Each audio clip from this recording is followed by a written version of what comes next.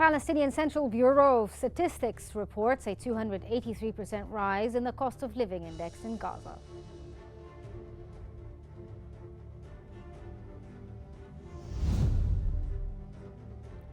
Goldman Sachs raises China's gross domestic product forecast to 4.9% from 4.7% for 2024.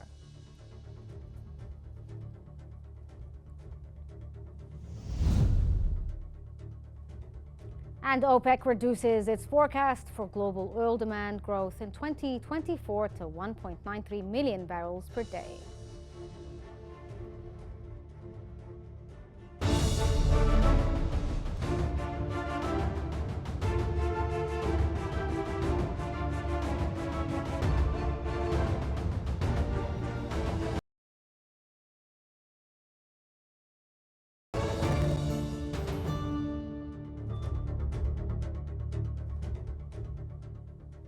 Welcome to the Economic Bulletin, where we present a comprehensive coverage and expert insights on key updates regarding pivotal economic trends and financial shifts.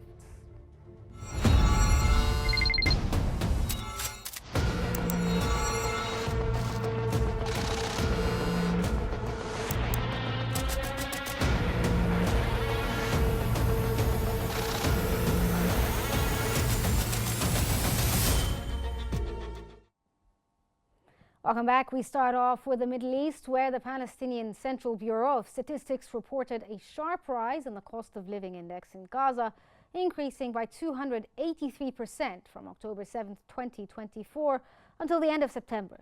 The West Bank saw a 3% rise during the same period. According to the report, the overall consumer price index in Palestine jumped by 5.93% in September compared to the previous month, with Gaza experiencing an 11.38% increase, the West Bank 1.41% in Jerusalem, and 0.31% in Jerusalem.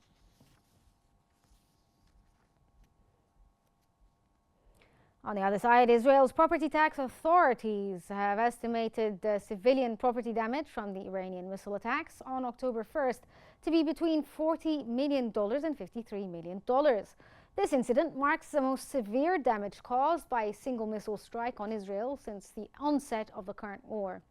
The tax authority highlighted that a luxury seaside housing project in North Tel Aviv sustained damages exceeding $13 million, affecting around 150 apartments, a high-end restaurant, and various shops.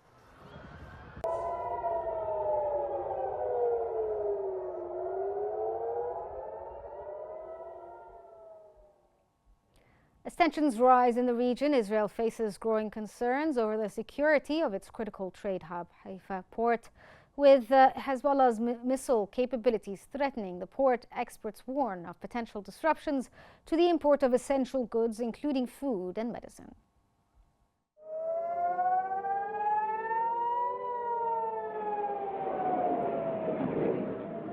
Concerns are mounting in Israel as Hezbollah's missile range threatens Haifa port, a crucial hub for the country's trade and supply chain. Any attack on the port could significantly disrupt the import of essential goods, including food and medicine.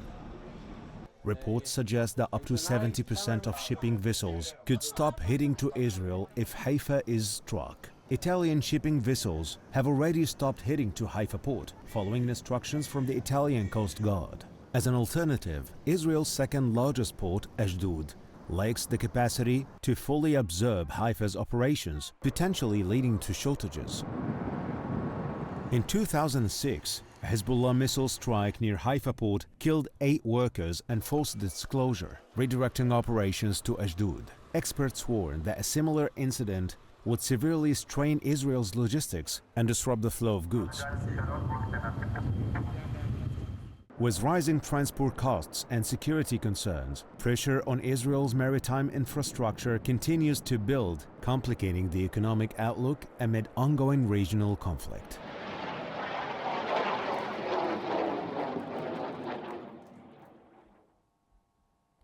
Joining us today to discuss the latest economic developments of the Israeli-Hezbollah war, especially the Haifa port, is Dr. Wael Quraim, a political and economic researcher on Israeli affairs. Thank you for joining us here on the Economic Bulletin. Firstly, could you tell us how significant is Haifa port to Israel's overall trade and supply chain?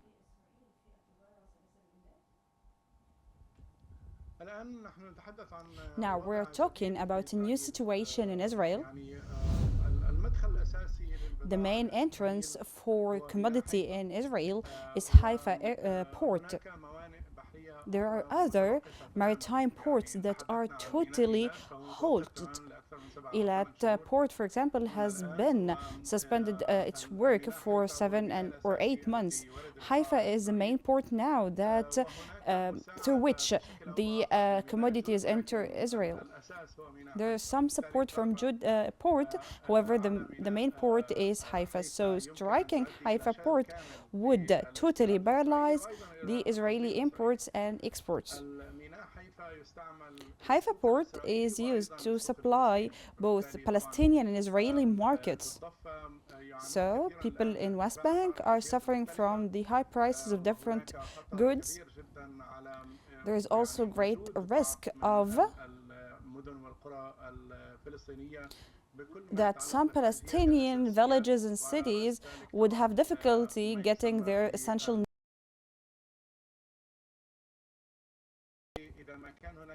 Hence, if there is a direct strike against Haifa port, this will necessarily strike the Israeli economy in addition to the other economic implications and repercussions resulted from the war up till now.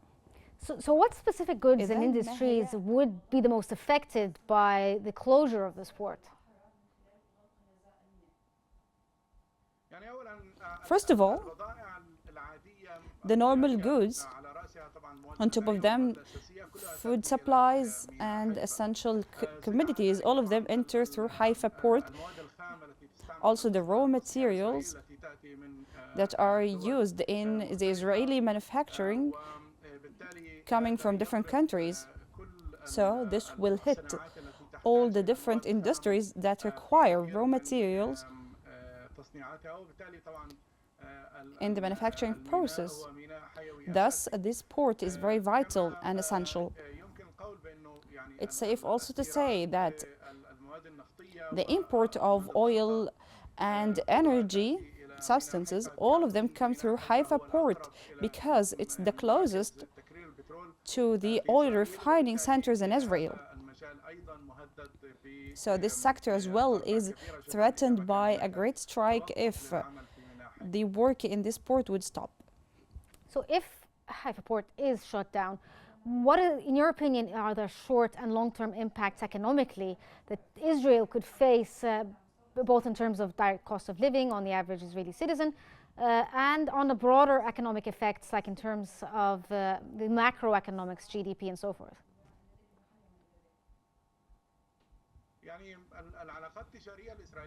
The Israeli relations in terms of trade with the West are centered around this port because the main entrance of Israel is Haifa port. Ashdod port is a substitute one way or another, but only from 35 to 37% of the total Israeli imports, but the main reliance is on Haifa port. So the trade relations between Israel and the European Union and the United States and the West in general are highly threatened because now the eastern markets are also closed because of the closure in the Red Sea. So many commodities resort to another faraway path until they reach Israel. So they go through Haifa port. The trade relations between Israel and Europe and the United States are very threatened, which will in turn paralyze many industries, especially the industry that used to be exported from Israel to the United States and Europe.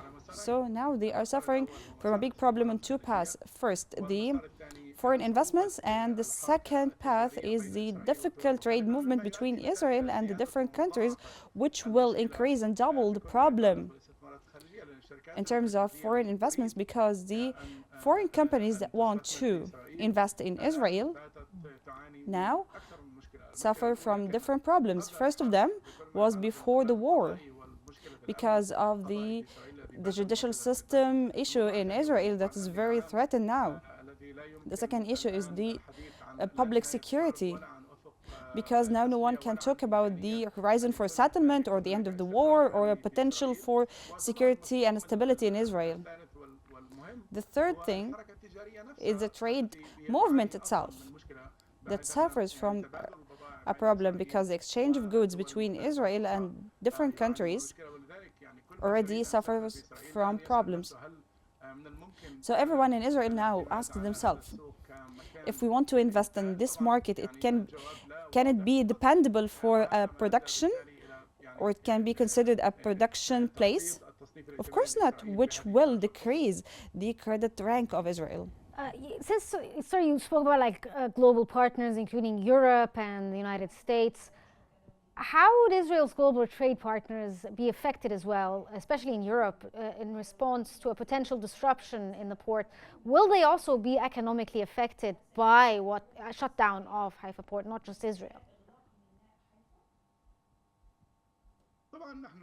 Of course, now we can see many foreign companies that stopped communicating and dealing with Israel, not only for ideological reason, but for merely economic reason, which is that Israel now is unsafe place.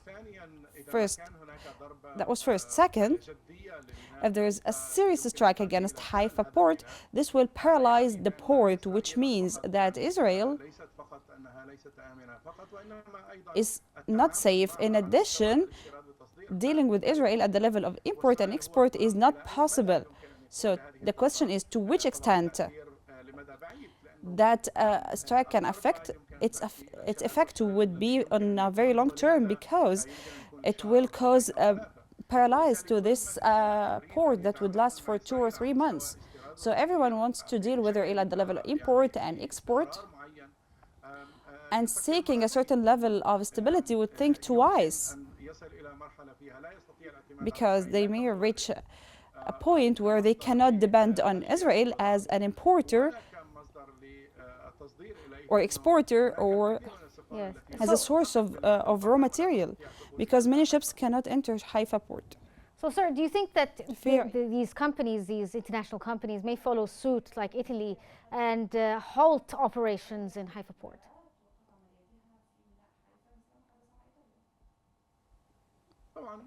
Of course, this is clear. We can see indicators. Many companies are cutting the ties completely and suspend their economic events. For example, the gas mining, and a major US company that invests in the gas field in Haifa port or close to it. This company has stopped all of its future projects. They do not want to continue investing in Israel, because they believe that Israel is going to a new phase, which is the phase of war and occupation. Israel is not moving towards stability. If this situation continues, this means that the gas fields will be struck also by resistance in Lebanon, which will lead to total destruction of industry, especially energy industry in Israel. Okay, I apologize, Dr. Wael, for cutting you off, but we're out of time for this segment on the Economic Bulletin. Thank you, Dr. Wael Quraim, a political and economic researcher, on your insights. You're an Israeli affairs expert as well and a researcher. Thank you for your insights, and thank you for joining us. And we are going to move on.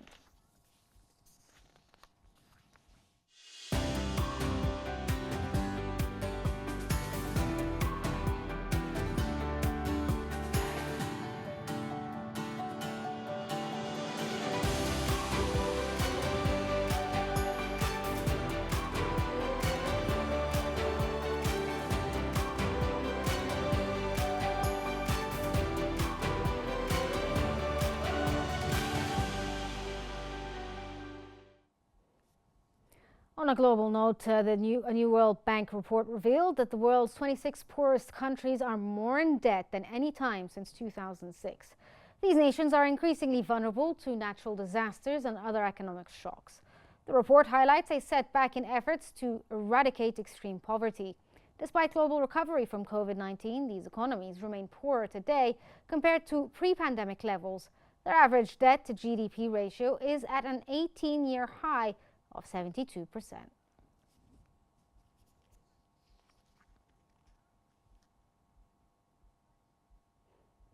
Ratings agency Fitch warns that a second Donald Trump presidency could significantly lower economic growth in several Asian economies, especially China, South Korea and Vietnam. Under a worst-case scenario, real GDP in these countries could drop by 1% or by by 2028 if U.S. trade protectionism escalates. Trump's proposals include blanket tariffs of 10% to 20% on most imports and tariffs exceeding 60% on goods from China. While intensified trade tensions may affect exporting nations, Fitch notes that India is likely to remain relatively unaffected due to its lower reliance on exports. Indicting the 45th President of the United States who received. Moving to Asia, Goldman Sachs raised China's gross domestic product forecast to 4.9% from 4.7% for 2024, citing the government's latest round of stimulus measures. It added in a research note that the move clearly indicates that policymakers have made a return in cyclical policy management and increased their focus on the economy. On Saturday, Ministers of Finance Liang Bon said that the government planned to significantly increase debt to revive economic activity, though he did not elaborate on the size or timing, disappointing many who tuned in. China's customs data showed that export growth decelerated sharply in September, registering just a 2.4% year-on-year increase by value, while imports rose only 0.3%. This marks the slowest growth since April. China's overall trade surplus narrowed to $81.71 billion in September, down from $91.02 billion in August. As manufacturing activity contracts, new export orders fell to their lowest levels in 7 months, indicating a rather troubling trend for future export performance.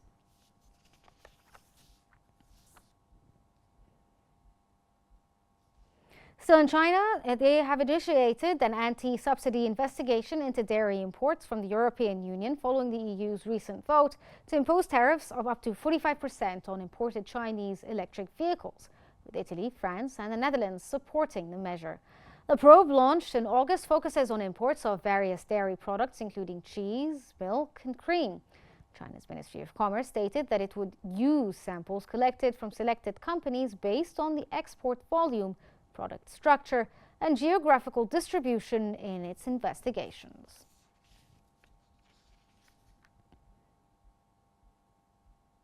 India's wholesale price index rose to 1.84% in September, driven primarily by increased food prices. This increase marks an uptick from 1.31% in August. Food prices surged by 9.5% year-on-year in September, a significant rise compared to 3.26% in August. In contrast, prices of manufactured products rose by 1%, down from 1.2% in the previous month, while fuel and power prices fell by 4% compared to a 0.7% drop in August.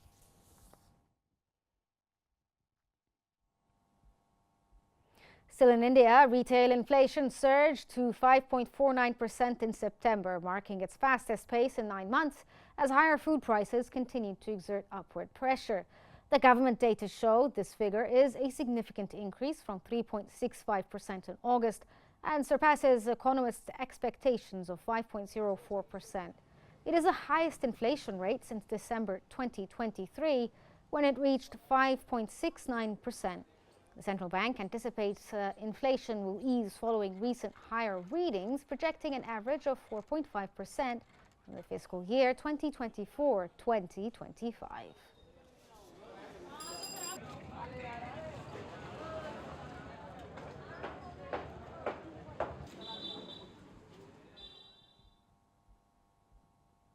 Monetary Authority of Singapore, MAS, announced it had kept its monetary policy unchanged, maintaining a current rate of appreciation of the nominal effective exchange rate. This decision follows positive economic data showing a 4.1% year-on-year GDP growth in the third quarter, up from 2.9% in the previous quarter. The MAS stated that the risks of Singapore's inflation outlook are now more balanced compared to 3 months ago, noting an uptick in growth momentum.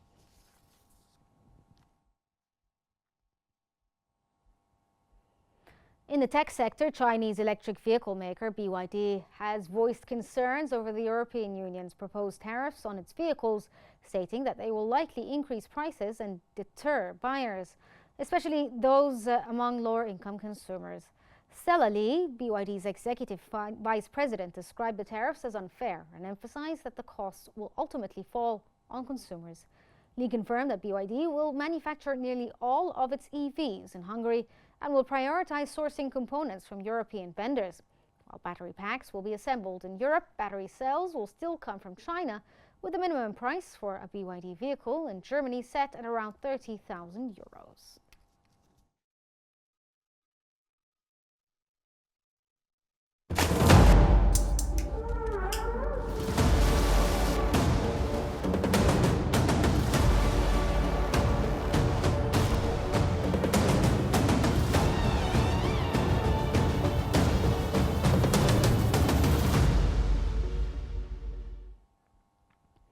Moving to the commodity sector, where OPEC has reduced its forecast for global oil demand growth in 2024 to 1.93 million barrels per day, down from 2.03 million barrels per day last month. This marks the third consecutive downward revision. The cut is largely attributed to a lowered forecast for China's oil demand, now expected to rise by 580,000 barrels per day, down from 650,000 barrels per day. OPEC also lowered its 2025 global demand growth estimate to 1.64 million barrels per day from 1.74 million barrels per day.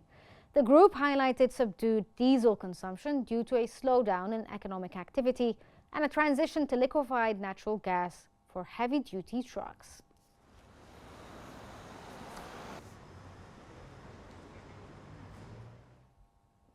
Moreover, OPEC noted that Russia reduced its crude oil output in September by 28,000 barrels per day, reaching approximately 9 million barrels per day.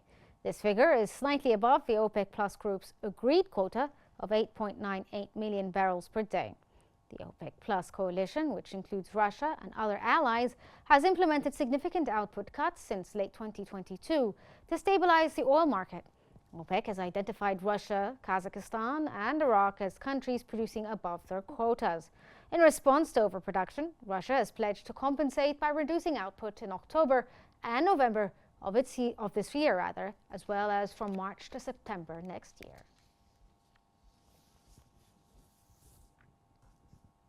The Democratic Republic of Congo has cancelled a licensing round for 27 oil blocks originally launched in 2022.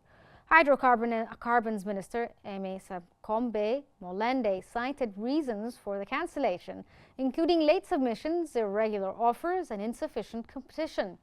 He announced plans to relaunch the process soon, but did not specify a timeline. The licensing round had faced criticism from environmental groups and some Western partners due to the location of some blocks in the world's second largest rainforest.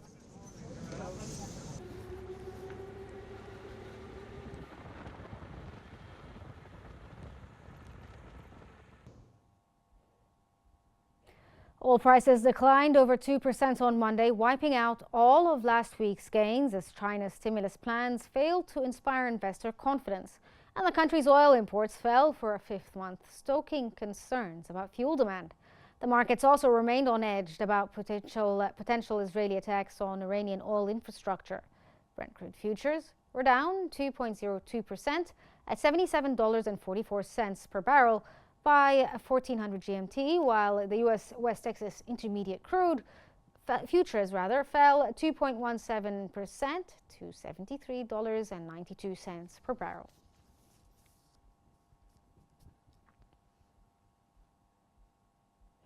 Gold prices fell on Monday amid a risk of off-mood driven by an underwhelming China fiscal stimulus, while investors awaited comments from U.S. Federal Reserve officials for hints on an interest rate outlook. Spot gold fell 0.2% to $2,651 per ounce, having hit its highest in over a week earlier in the session. U.S. gold futures eased 0.3% to $2,668.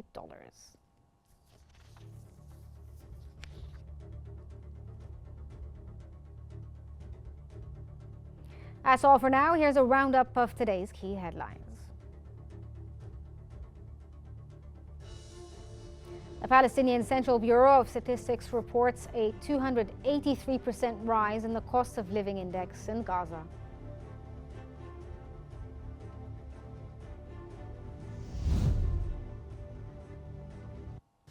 Goldman Sachs raises China's gross domestic product forecast to 4.9% from 4.7% for 2024.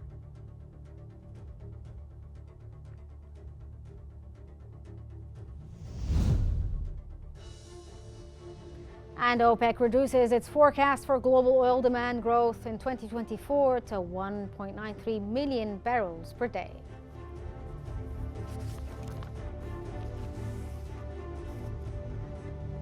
That's all for today's economic bulletin on Q News. Stay connected for more updates and news.